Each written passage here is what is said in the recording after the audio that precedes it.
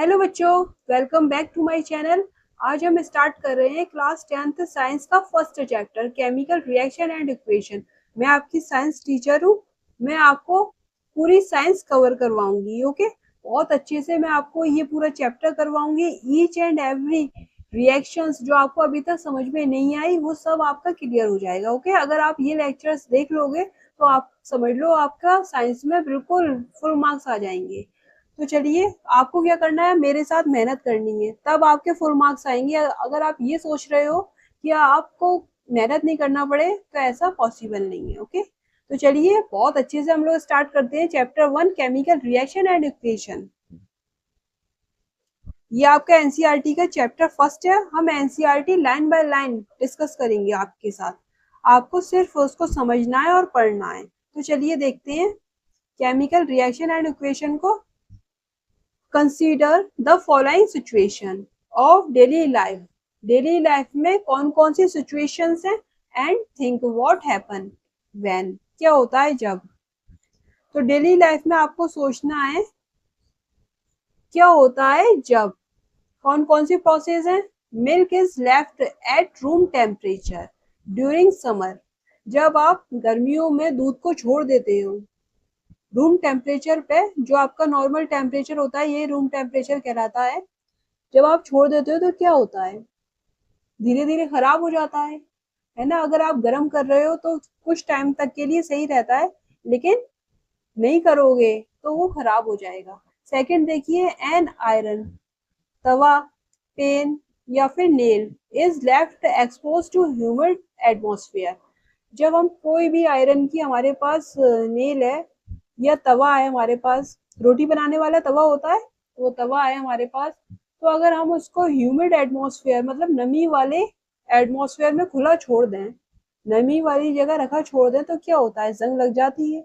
Brown brown colour के powder type जंग लग जाती है, रेड सा होने लगता है वो। और हमारा जो तवा होता है या हमारी कोई आयरन की नेल होती है, कोई भी आयरन का लोहे का सामान होता है, वो खराब हो जाता है। टेबल है, चेयर है, कोई भी सामान है उसमें जंग लग जाती है, जिसे रस्टिंग ऑफ आयरन कहते हैं, वो खराब हो जाता है।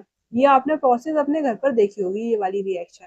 नेक्स्ट देखिए, ग्रेप्स गेट फर्मेंटेड। ग्रेप्स आपके फर्मेंटेड हो जाते हैं। कैसे होते हैं, ये भी रिएक्शन से, केमिकल रिएक्शंस के थ्रू। फूड इज कुक्ड, खाना कैसे पकता है, इसमें भी रिएक्शंस हो रही हैं। देखिए यहाँ पर, food get digest in our body. तो जब आप फूड खाते हो तो वो छोटे छोटे फ्रेगमेंट्स में डिवाइड होते हैं, एंजाइम्स आते हैं, म्यूकस आता है पेट के अंदर जो वर्क करता है स्टोमक के अंदर, तभी तो आपका फूड डाइजेस्ट होगा। ऐसे थोड़ी फूड डाइजेस्ट हो जाएगा। HCl आता है, एसिड आता है, केमिकल रिएक्शन होती हैं जिसकी वजह से, फिजिकल और केमिकल रिएक्शन की वजह से आपका फूड डाइजेस्ट होगा बॉडी के अंदर। और कब होता है, जब आप रेस्पायर करते हो। रेस्पायर मतलब सांस लेते हो। इंस्पायरेशन या एक्सपायरेशन, इंस्पायरेशन मतलब सांस अंदर लेना, एक्सपायरेशन मतलब सांस को बाहर छोड़ना। तो ये सारी प्रोसेस क्या है, ये सब रिएक्शंस हैं। कुछ फिजिकल रिएक्शंस हैं, कुछ केमिकल रिएक्शंस हैं।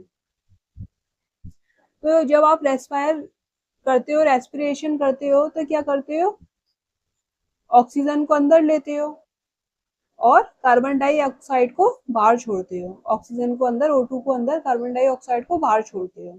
ऐसे आप रेस्पायर करते हो।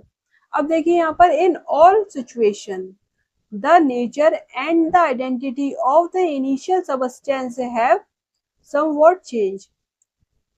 जब भी ये सारी सिचुएशन होंगी, ये सारी सिचुएशन मैंने आपको बताई, इसमें क्या होगा, देखिए यहाँ पर, the nature and the identity of initial substance have somewhat change भी हो सकती है। We have already learned about physical and chemical changes of matter. देखो, फिजिकल और केमिकल चेंजेस लिखा है of matter in our previous classes.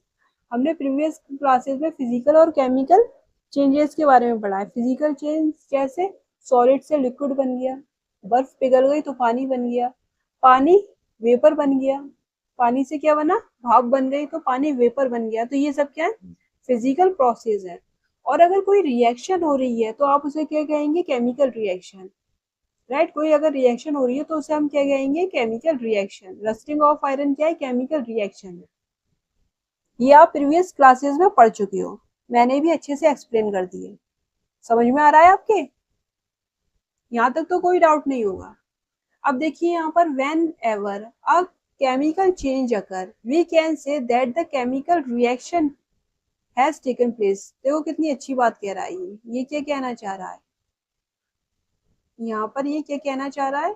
देखो, अगर आपकी केमिकल चेंजेस पाए जा रहे हैं, we can say that a chemical reaction has take place. Physical changes को केमिकल रिएक्शन नहीं कहेंगे। सॉलिड से लिक्विड बन रहा है, बर्फ से पानी बन रहा है, या पानी से वेपर बन रहा है, तो आप उसको केमिकल रिएक्शन की कैटेगरी में नहीं रखोगे। फिजिकल चेंज को सिर्फ केमिकल चेंजेस को रखोगे। समझ गए? ये वाला पॉइंट है। अब ये क्या कह रहा है? You may perhaps be wondering, देखिए यहाँ पर be wondering as to what actual mean by an chemical reaction. Chemical reaction का एक्चुअल मीन क्या है? How do we come to know that a chemical reaction has taken place. कैसे chemical reaction होती है? Let us perform some activity to find the answer to this question. अब हमें समझना है कि एक्चुअल मीनिंग क्या है केमिकल रिएक्शन का। ठीक है, अगर इसमें फिजिकल चेंजेस नहीं हो रहे तो केमिकल चेंजेस हो रहे हैं। केमिकल चेंजेस की वजह से केमिकल रिएक्शंस हो रही हैं, तो इसका एक्चुअल मीनिंग क्या है? तो चलिए समझते हैं केमिकल रिएक्शंस को। अब यहाँ पर आपके एनसीईआरटी में, साइंस की एनसीईआरटी है, क्लास 10th की एक्टिविटी 1.1 दी है। तो यहाँ पर क्वेश्चंस लिखा है, देखिए, this activity needs the teacher assistance. It would be better if student wear suitable I glass. अच्छा, यहाँ पर आग वगैरह में आपको क्या करना है? एक्सपेरिमेंट करना है, तो आपको क्या करना होता है? आई ग्लासेस पहन लेना चाहिए, है ना, आपकी आंखों में कोई प्रॉब्लम नहीं आए। भाई होता क्या है, आग की वजह से, आपकी फायर की वजह से आपकी आंखों में कोई प्रॉब्लम आ सकती है, तो आपको सेफ्टी रखनी है, तो आपको आई ग्लासेस पहन के ये एक्टिविटी करनी है। अगर आप घर पर कर रहे हो या अपने टीचर्स के सामने कर रहे हो स्कूल में, लैब के अंदर, तो आपको आई ग्लासेस जरूर पहन लेने चाहिए। अब ये क्या लिखा हुआ है? देखिए, क्लीन अ मैग्नीशियम रिबन।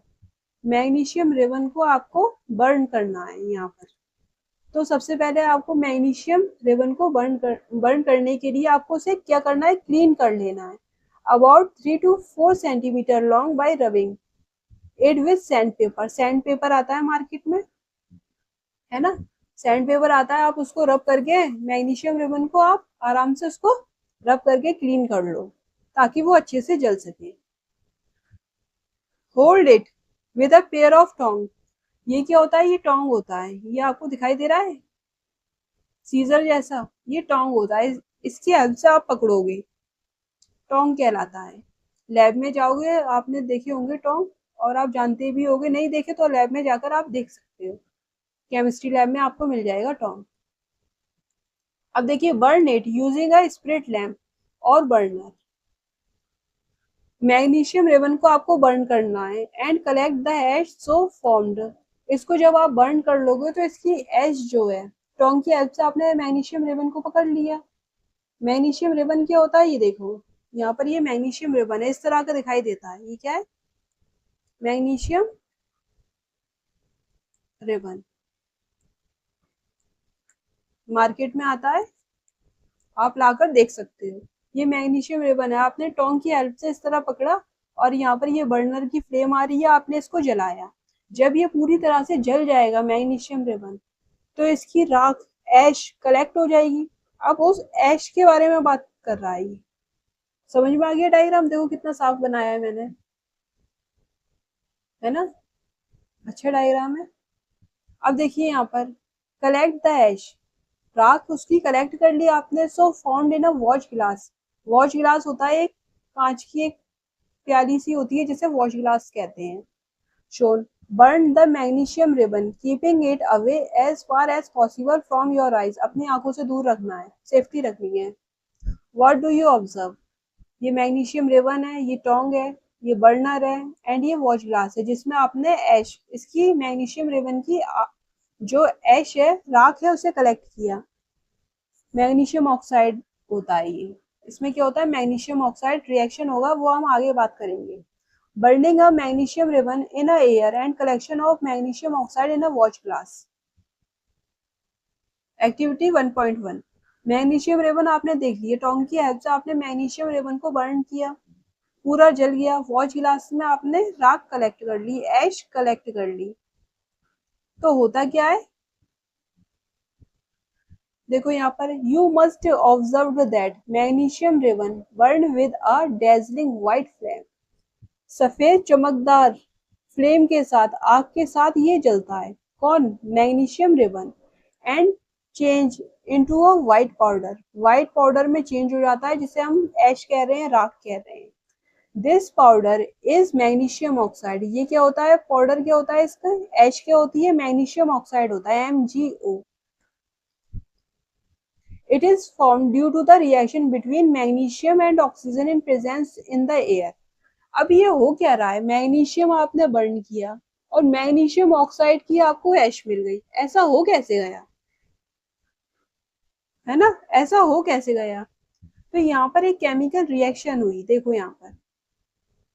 यहाँ पर एक केमिकल रिएक्शन हुई, मैग्नीशियम रिबन है, उसका मैग्नीशियम ले लिया प्लस, अब आपने एटमॉस्फेयर में एयर की प्रेजेंस में ही तो आग जलाई, आग हमेशा किसकी प्रेजेंस में जलती है, एटमॉस्फेयर में ऑक्सीजन की प्रेजेंस में या एयर की प्रेजेंस में तो जलती है, एयर में ऑक्सीजन होता है, अगर ऑक्सीजन नहीं है तो आपकी कभी आग जल नहीं सकती, बर्नर कभी आपका नहीं जल सकता, फ्लेम नहीं आ सकती अगर ऑक्सीजन नहीं है। तो एयर में जो प्रेजेंस ऑक्सीजन थी उसके साथ मैग्नीशियम ने रिएक्शन कर ली, मैग्नीशियम रिबन में मैग्नीशियम में उससे रिएक्शन कर ली, तो क्या मिला आपको, MgO, व्हाइट कलर का पाउडर मिला, जिसे आप क्या कह रहे हो, ऐश कह रहे हो।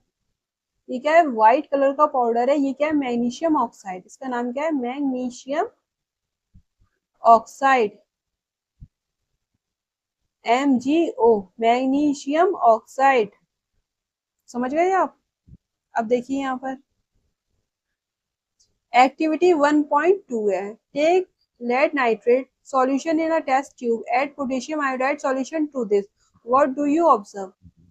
अब यहाँ पर एक्टिविटी 1.2 में क्या करा रहा है, लेड नाइट्रेट सॉल्यूशन को टेस्ट ट्यूब में आप रखो, फिर उसमें पोटेशियम आयोडाइड का सॉल्यूशन डाल दो, तो क्या ऑब्जर्व होगा। यहाँ पर देखिए, ये फॉर्मूला होता है लेड नाइट्रेट का, किसका फॉर्मूला है, लेड नाइट्रेट का, लेड नाइट्रेट, नाइट्राइट नहीं है, ट्रेट है, ATE, तो ये क्या है, NO3, अगर ट्राइट होता तो NO2 होता है यहाँ पर। ये फॉर्मूला है, ये आपको याद रखना है, फॉर्मूला आपको क्या करना है, याद करना है, लेड नाइट्रेट। और ये क्या है, पोटेशियम, KI, के मतलब पोटेशियम, आई मतलब आयोडाइड, पोटेशियम आयोडाइड। तो यहाँ पर ये दोनों आपस में कंपाउंड आपने टेस्ट ट्यूब में मिलाए, तो आपको क्या मिला, येलो कलर का PbI2 मिलेगा। ये येलो कलर का देखो सॉल्यूशन आप देख रहे हो, ये क्या है, PbI2, ये है PbI2, लेड आयोडाइड, क्या नाम है इसका, लेड आयोडाइड, लेड आयोडाइड, ये इसका नाम है।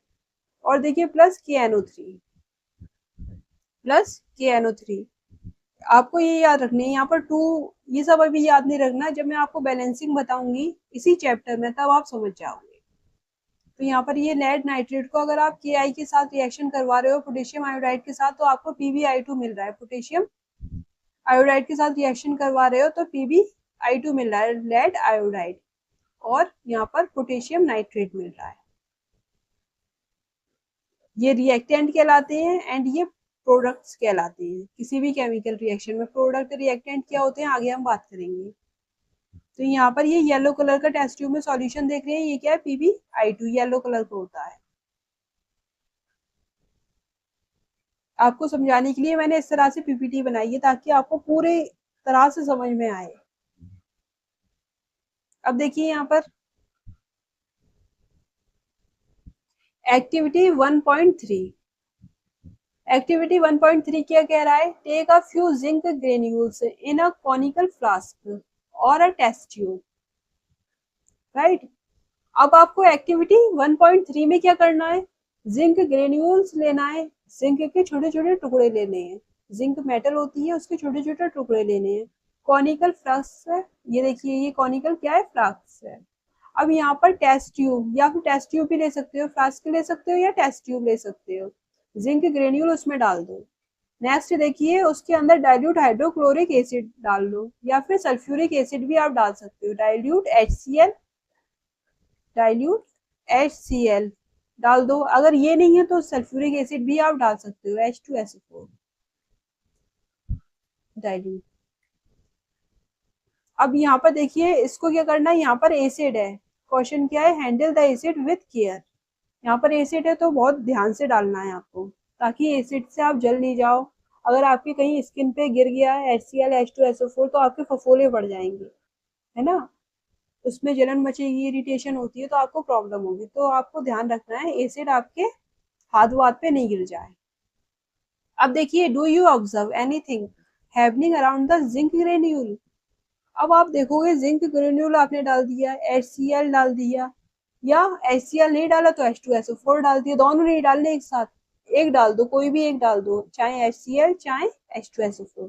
डाइल्यूट होना चाहिए, मतलब जिसमें पानी मिक्स हो वो उसे डाइल्यूट कहते हैं। पानी मिलाकर HCl उसको डाल दो, मिला हुआ आता है वैसे मार्केट में।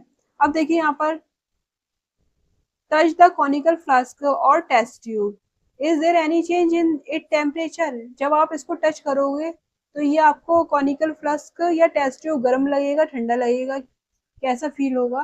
तो ये सब आपको एक्टिविटी 1.3 में बताना है। अब आप ये देखिए, from the above three activities we can say that any of the following observation helps us to determine whether a chemical reaction has taken place। यहाँ पर जब आप, यहाँ पर ये फ्लास्क है, आपने क्या किया, जिंक के टुकड़े डाल दिए, ये क्या है, जिंक के टुकड़े हैं, जिंक ग्रेन्यूल्स। फिर यहाँ पर आपने क्या डाल दिया, डाइल्यूट सल्फ्यूरिक एसिड डाल दिया। कॉनिकल फ्लास्क ले लिया, उसमें जिंक के टुकड़े डाल दिए और डाइल्यूट सल्फ्यूरिक एसिड डाल दिए। अब यहाँ पर ये ग्लास ट्यूब ऐसी लगी हुई होती है, कॉर्क होता है। तो आपने देखा इस ग्लास ट्यूब की हेल्प से जब जिंक ग्रेन्यूल और डाइल्यूट सल्फ्यूरिक एसिड आपस में रिएक्शन करेंगे, तो यहाँ पर रिएक्शन हो रही है, तो यहाँ पर H2 गैस रिलीज होगी, हाइड्रोजन गैस निकलेगी, जो इस ग्लास ट्यूब से बाहर आती हुई नजर आएगी। H2 गैस, केमिकल रिएक्शन हो रही है। अब देखिए यहाँ पर इसके टेम्परेचर में क्या फर्क आएगा, जब आप इसको टच करके देखोगे तो इसके आपको ठंडा लगेगा या गर्म लगेगा। तो यहाँ पर क्या होगा, अब देखो, chemical reaction has taken place, change in state. जब भी केमिकल रिएक्शन होती है तो स्टेट चेंज होती है। चेंज इन कलर, क्या क्या होता है, देखो आपने तीनों एक्टिविटी पढ़ी, तो उन तीनों एक्टिविटी में क्या क्या हो रहा था, केमिकल रिएक्शन हो रही थी। जब भी केमिकल रिएक्शन होगी तो क्या होगा, स्टेट चेंज हो जाएगी, कंपाउंड दूसरा बन रहा है, एक कंपाउंड से दूसरा कंपाउंड भी तो बन रहा है। मैग्नीशियम से मैग्नीशियम ऑक्साइड बन गया, ऑक्सीजन की प्रेजेंस में रिएक्शन करके। और लेड नाइट्रेट लिया था आपने तो लेड आयोडाइड बन गया।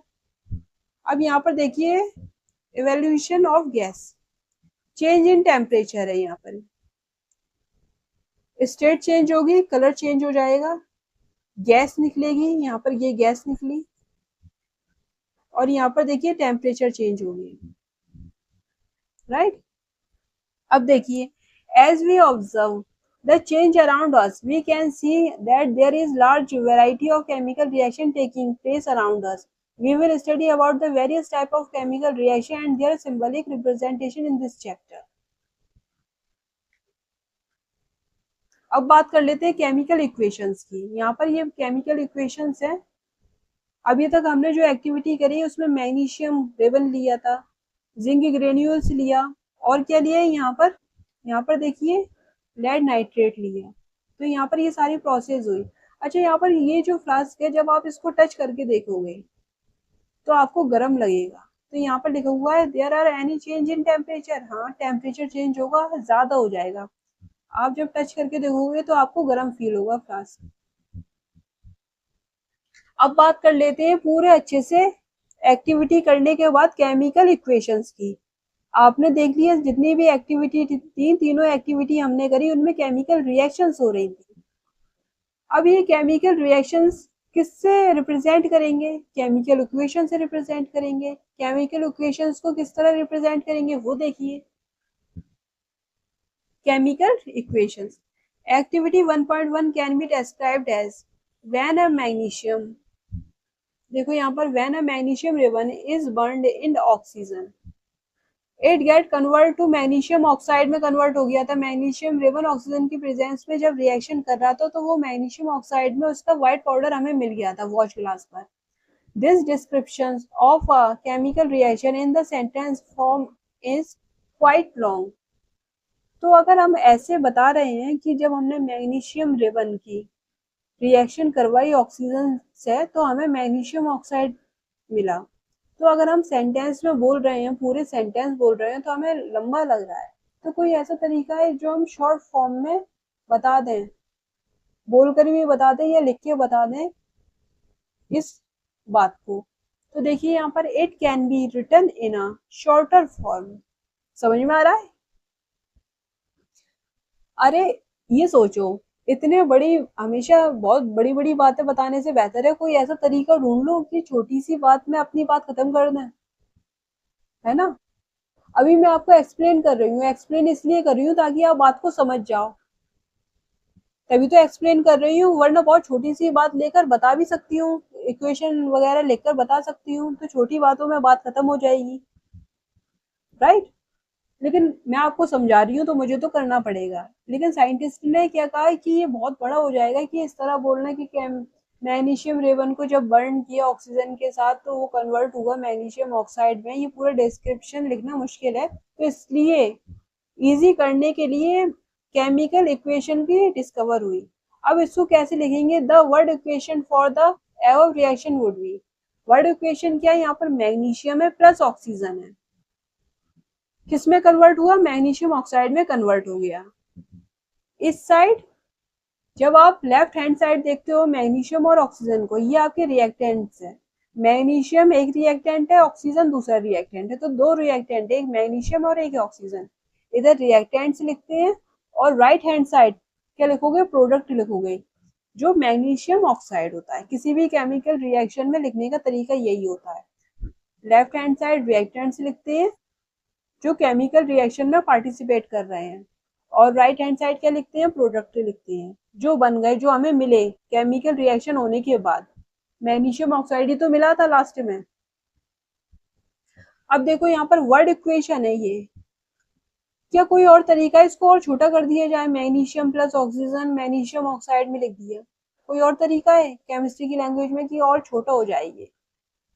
देखिए अब यहाँ पर the substance that undergo chemical change in reaction 1.1 magnesium and oxygen are reactants, ये दोनों क्या है? reactants है, और ये प्रोडक्ट है magnesium oxide. the new substance is formed, वो क्या है? Magnesium oxide formed during the reaction as a product। अब देखिए यहाँ पर क्या कहना चाह रहा है? a word equation shows change of reactant to product through an arrow placed between them।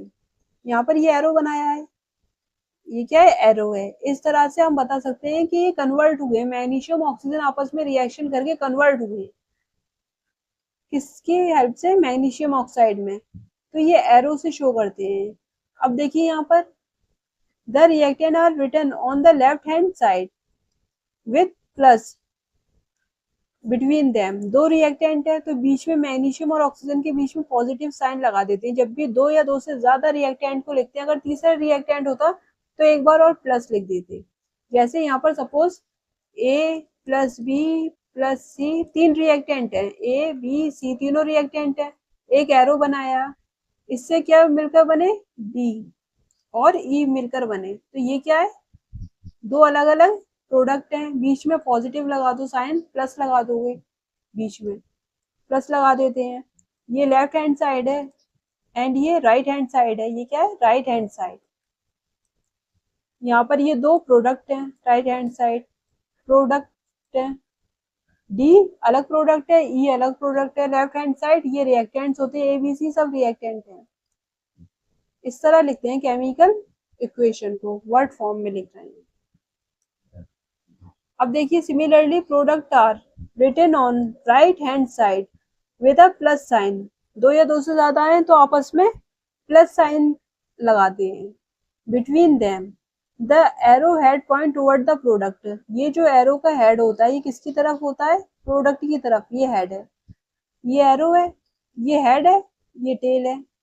Head हमेशा प्रोडक्ट की तरफ मिलेगा आपको, प्रोडक्ट की तरफ होता है। और ये टेल किसकी तरफ होता है? रिएक्टेंट की तरफ। देखो यहाँ पर ये रिएक्टेंट्स है ये सब, और ये हेड जिसकी तरफ है ये प्रोडक्ट है, मतलब कन्वर्ट हुआ है, रिएक्टेंट कन्वर्ट हुआ है प्रोडक्ट में, ये शो कर रहा है। Direction of the reaction, the arrow head point toward the product and show the direction of reaction. अगर अपोजिट लिखते तो वो, है ना, आगे की बात है, खैर वो इक्विलिब्रियम की बात है, चलो वो बाद में बात करेंगे। Writing a chemical equation. अब केमिकल इक्वेशन लिखने का तरीका क्या है?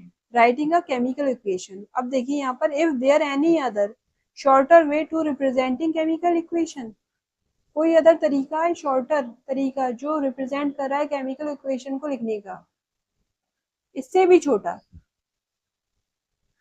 देखो यहाँ पर वर्ड में तो हम बता नहीं पाए, बहुत लंबा पड़ रहा था, हमने वर्ड इक्वेशन यूज करा, magnesium plus oxygen magnesium oxide में कन्वर्ट हो गया, एरो लगाकर हमने ये इक्वेशन वर्ड इक्वेशन लिख दी।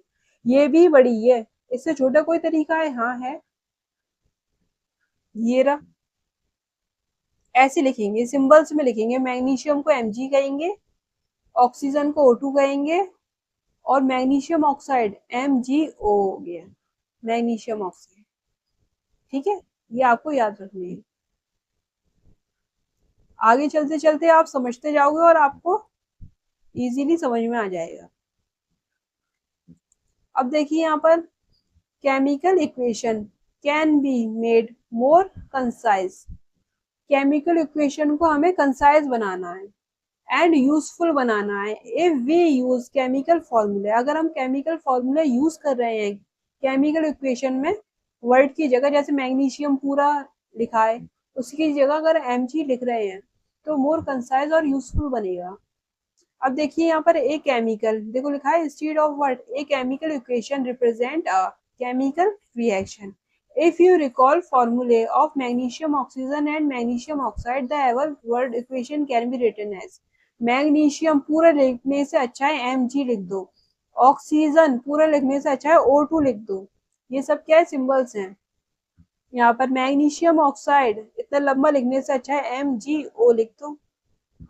और ये सब अलग अलग सिंबल्स होते हैं, मैग्नीशियम के लिए Mg है, पोटेशियम के लिए, पोटेशियम इतना लंबा लिखोगे तो K लिख दो, कैपिटल K। ठीक है, ऐसे होता है। अब देखिए, count and compare the number of atom of each element on the left hand side and right hand side. यहाँ पर मैग्नीशियम का एक है, ऑक्सीजन के दो है, यहाँ पर मैग्नीशियम का एक है, ऑक्सीजन का एक है, यहाँ पर MgO। हमें कैसे पता चला एक है? यहाँ पर कुछ नहीं होता, कुछ भी लिखा नहीं होता तो 1 होता है, ऑक्सीजन कुछ भी लिखा नहीं है तो 1 लिखा है। ठीक है, ये हमें पता होना चाहिए, सब स्क्रिप्ट में 1 है। अगर 2 होता तो पता चल जाता कि 2 है। यहाँ पर देखो ऑक्सीजन O2 लिखा हुआ है, ये तो ऑक्सीजन के कितने हैं? 2 एटम है, मैग्नीशियम के नीचे कुछ भी नहीं है तो 1 हम समझेंगे, तो मैग्नीशियम का 1 एटम है।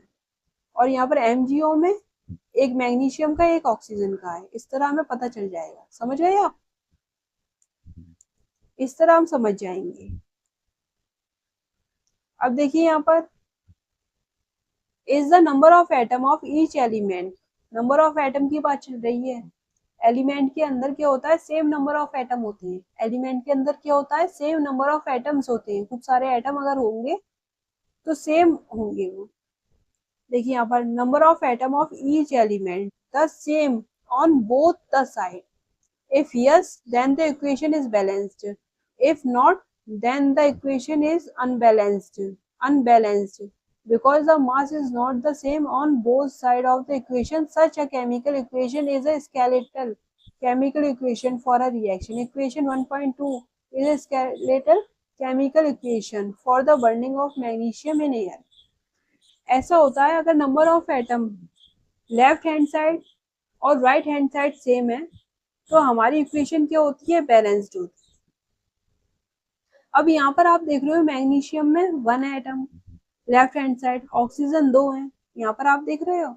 इसी तरह मैग्नीशियम ऑक्साइड में भी 1 और ऑक्सीजन 1 है, तो यहाँ पर ऑक्सीजन एक एक्स्ट्रा है। इधर इधर 2 है, इधर सिर्फ एक ही है। इधर 2 है, इधर सिर्फ एक ही है। ये आपको दिखाई दे रहा है।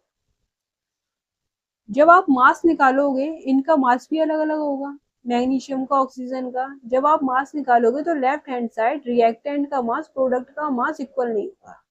इसे कहते हैं law of conservation of mass. Law of conservation of mass ये कहता है कि रिएक्टेंट साइड में जितना मास होगा, रिएक्शन के बाद जो प्रोडक्ट बनेगा उसका भी मास उतना ही होगा। अगर नंबर ऑफ एटम सेम नहीं है तो मास भी सेम नहीं होगा। एक एटम ज्यादा है इस साइड, एक ऑक्सीजन ज्यादा है ना इस साइड, तो नंबर ऑफ एटम एक ज्यादा है, तो यहाँ पर तो एक कम है, इधर तो है ही नहीं, तो मास सेम नहीं आएगा। नंबर ऑफ एटम सेम नहीं है तो मास भी सेम नहीं है। तो ये जो आपकी रिएक्शन है ये अनबैलेंस्ड है। ये केमिकल रिएक्शन कैसी है? Unbalanced. This is unbalanced chemical equation. और अगर अनबैलेंस्ड केमिकल इक्वेशन है तो यहाँ पर ये क्या लिख रहा है? ये क्या लिख रहा है? अनबैलेंस्ड केमिकल इक्वेशन को स्केलेटल केमिकल इक्वेशन कह रहा है, जो ये 1.2 दी है आपको। समझ गए आपको?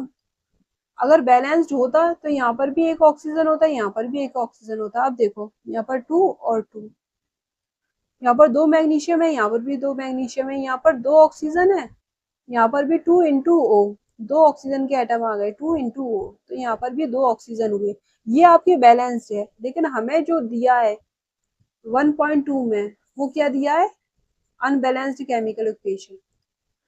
बैलेंस तो मैंने आपको करके दिखाई है, लेकिन ये ऐसे ही दी है 1.2, तो ये आपकी अनबैलेंस्ड केमिकल इक्वेशन है। समझ गए? चलिए, तो यहाँ पर केमिकल रिएक्शन एंड इक्वेशन में मैंने आपको केमिकल इक्वेशन के बारे में बताया, कैसे केमिकल इक्वेशन बैलेंस्ड है, आप कैसे आइडेंटिफाई करोगे ये समझाया। आगे हम और अच्छे से समझेंगे number of atoms product side या फिर रिएक्टेंट साइड सेम है, नंबर ऑफ, है ना, एटम का मतलब क्या सिस्टम है, तो वो सब हम बहुत अच्छे से आगे समझेंगे। तो मुझे लगता है ये वाला लेक्चर आपको बहुत अच्छे से समझ में आया होगा। इसी तरह मैं आपको आगे के लेक्चर पढ़ाऊंगी। अगर आपने ये चैनल सब्सक्राइब नहीं किया तो आप सब्सक्राइब जरूर कर लो। ये चैनल बहुत हेल्पफुल रहेगा आपके लिए। बहुत अच्छे से मैं आपको बता रही हूँ ईच एंड एवरी पॉइंट। आप साइंस की तो टेंशन ही मत लो, आपका आराम से सॉल्व हो जाएगा सब कुछ, है ना। सब्सक्राइब जरूर कर लेना, शेयर करो, लाइक करो वीडियो को अपने फ्रेंड के साथ, खूब शेयर करो। So thanks for watching.